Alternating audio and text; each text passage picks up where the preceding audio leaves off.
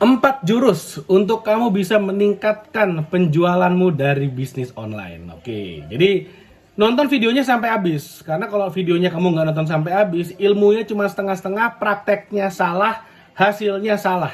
Kalau hasilnya salah percuma, nggak ada gunanya. So, mendingan kamu invest waktumu 10 menit nonton video ini. Kamu akan pelajari 4 cara bagaimana caranya meningkatkan penjualan lewat bisnis online, dan kamu bisa menghasilkan omset yang besar dari bisnis online. Siapa tahu bisnis onlinemu bisa jadi sumber income utama, bisa menghasilkan jutaan per hari, bisa menghasilkan puluhan juta per bulan. Lumayan, bisa investasi lebih banyak dan bisa financial freedom lebih cepat. Oke, saya doakan amin nontonnya sampai habis makanya. Oke, 4 jurus. Yang pertama, kamu harus clear betul siapa target marketmu. Kebanyakan orang ketika saya tanya siapa target marketmu, jawabannya adalah semua orang bisa, Pak. Semua orang bisa beli, kita target semua orang. Salah, jawabannya salah. Clear saya jawabnya, tegas, salah, nggak boleh menarget semua orang. Kenapa? Kenapa jawaban itu salah? Karena gini, dalam setiap bisnis, budget paling besar itu adalah budget marketing.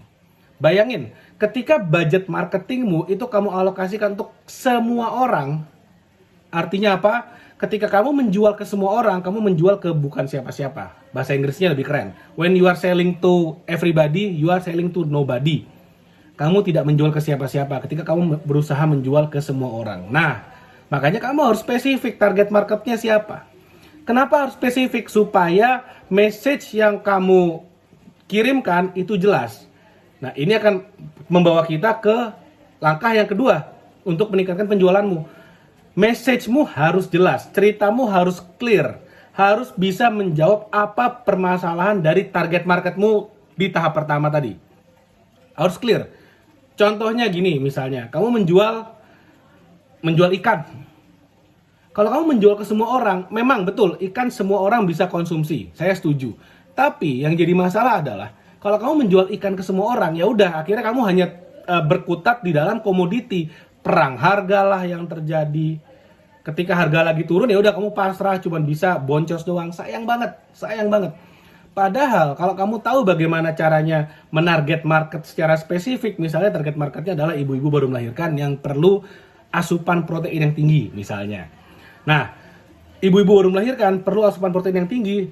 Di langkah nomor 2, kamu buat message-nya yang sangat jelas, offernya sangat jelas. Ceritanya, story-nya kamu bikin sangat jelas.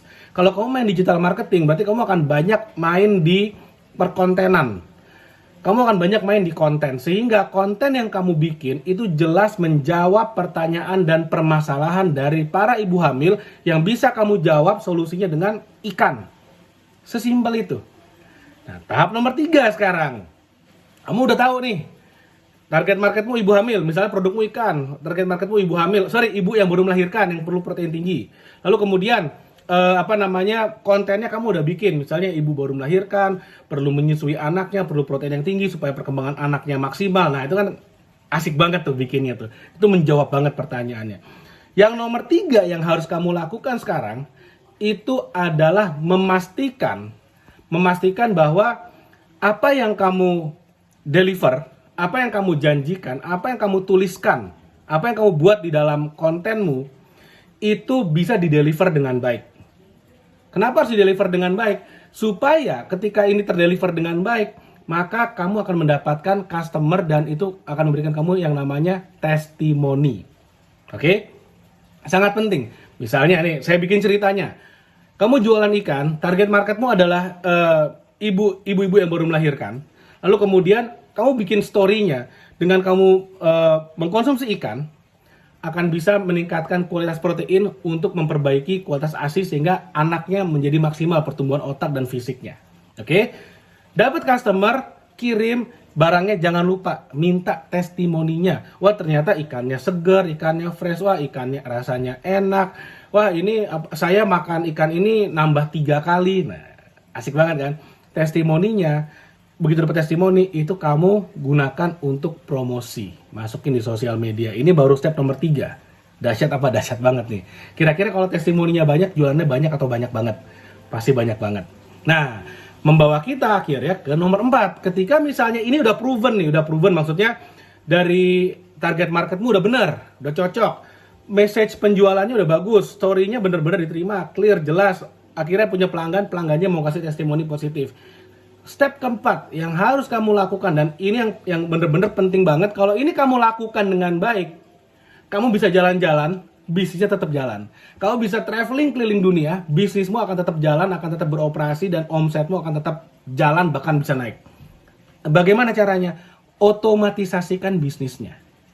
Salah satu contoh otomatisasi bisnis kalau kita bicara digital marketing adalah dengan cara melakukan ads. Misalnya, bulan Januari sampai bulan Maret kamu mau jalan-jalan keliling Eropa. 3 bulan kelilingnya, nggak main-main. Oke? Apa yang kamu lakukan?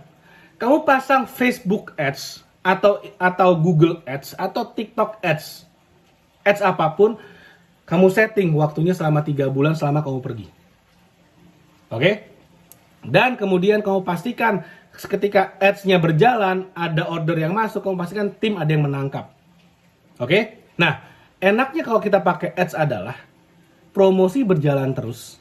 Promosi berjalan terus, customer akan bisa menemukan message-mu terus-menerus tanpa kamu harus memikirkan bagaimana caranya berpromosi lagi. Biar aja promosinya jalan.